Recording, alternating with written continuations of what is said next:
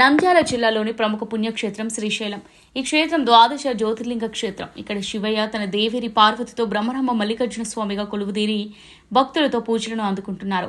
తెలుగు రాష్ట్రాల నుంచి మాత్రమే కాదు, దేశంలో అనేక ప్రాంతాల నుంచి మల్లన్న దర్శనానికి పోటెత్తుతున్నారు జనం.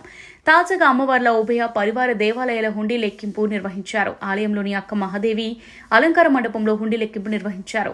ఈ లెక్కింపు ద్వారా శ్రీశైలం మల్లన్న దేవస్థానానికి 5,62,30,472 రూపాయల నగదు లభించింది.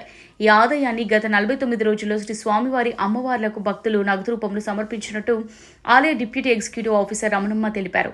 ఈ హుండీ లెక్కింపులో నగదుతో పాటుగా 398 గ్రాముల 800 మిల్లీగ్రాముల బంగారం, 7 కేజీల 950 గ్రాముల వెండి లభించాయి. ఈ హుండీ లెక్కింపులో మన దేశ కరెన్సీతో పాటు పలు రకాల విదేశీ కరెన్సీ కూడా లెక్కించారు.